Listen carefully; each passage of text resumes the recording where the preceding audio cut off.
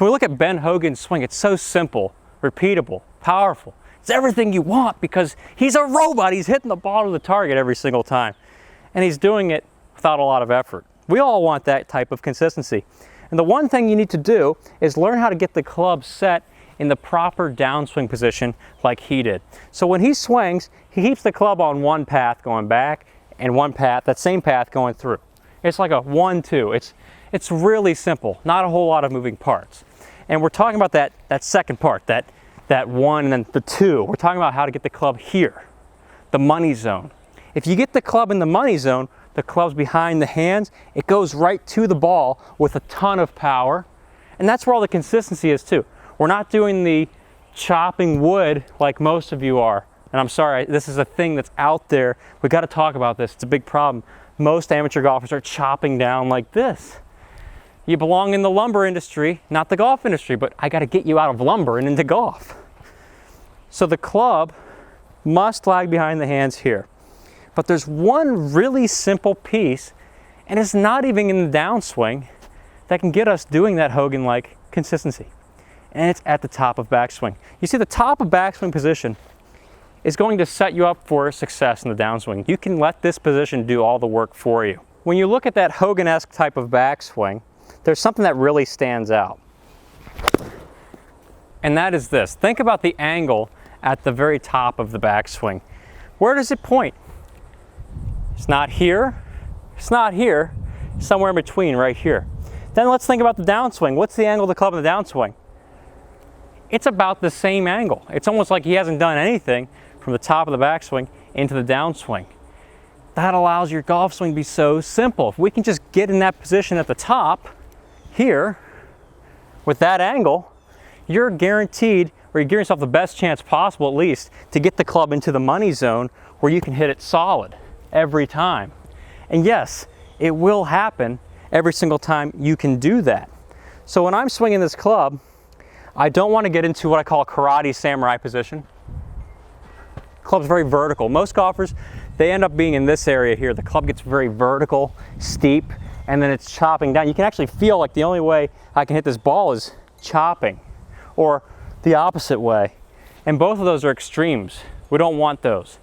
I'd rather have just some 1-2 back and through. So instead of being so steep, we need to get it more shallow so we can hit the ball here.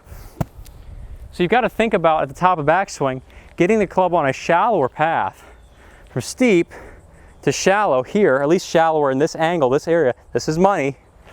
And then bringing it through on that line. See, look, backswing, that's the same angle here, and downswing, same angle.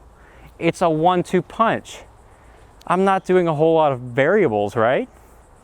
You want that too, because the closer you can get these paths together, the easier your swing is going to be. Look at that, 1-2, 1-2.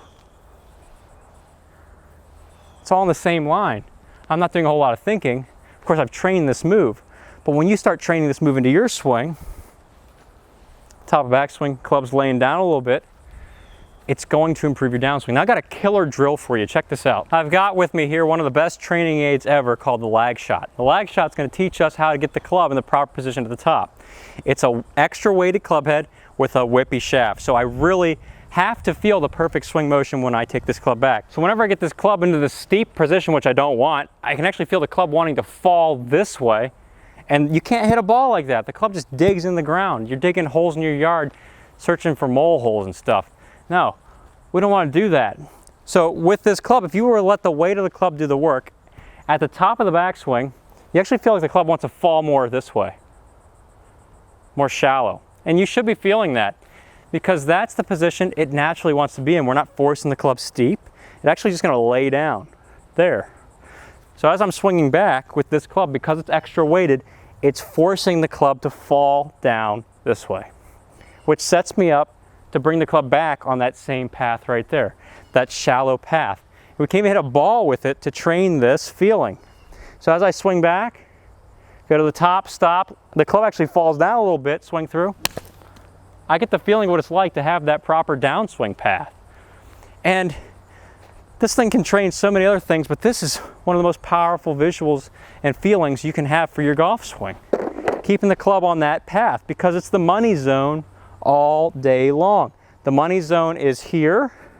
We set the money zone at the top of the backswing here, swing through. There's not a lot of fancy gestures, is there? I'm just bringing the club through. I don't have to think about turning my hips, dropping the club, all that other stuff. No, I just bring the club through. Top backswing, it's already laying down because of the weight, swing through. So it's forcing the club into the money zone. Now, let's get a regular club in our hands and let's make some magic happen. So we got the club in the money zone now. I know what the feeling is. I've used the lag shot 2 or 3 or 10 swings and grooving that feeling, that club laying down. I'm just gonna hit a ball now because I've grooved that feeling. Let's see where the club goes. Good swing, nice result. That club feeling, especially at the top, a little bit more shallow this way, and just keeping that feeling, that Hogan-esque look from the top down into impact. And that's gonna just take your ball striking to the next level. It's gonna be so much more fun. By the way, as you're training this, I've got a free mini course. Top 3 keys you need to be a great ball striker. Go.Saguto.golf. It's going to teach you what you need. Hit the ball really solid, shot after shot, just like that.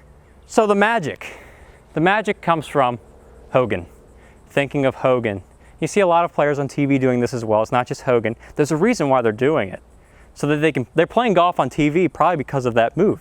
It's very consistent, it's very repeatable. It's one path. Here, here. Look at that. Not a rerouting in either direction. You don't see that. It's just one path back and through. Back and through. And when you have one path instead of a million, you become instantly consistent overnight. Work on getting yourself into that Hogan-esque path. Shallower shaft. The lag shot can help you get there. I've got a special 15% off discount. You know that in the link in comments below. Use that to get the lag shot. It will change your life, transform your golf swing. All right, Saguto golfers, you know what to do. Get that club on that shallow path at the top to get the club in the money zone. Hit some great feeling golf shots. If you're looking for a way to play the best golf of your life, check out my website, SagutoGolf. And it is a complete golf swing training program designed to build your golf swing step by step into a ball striking machine. Life's too short to play bad golf. So get on the gravy train to playing great golf with Saguto.golf. Thanks for tuning in. See you in the next episode.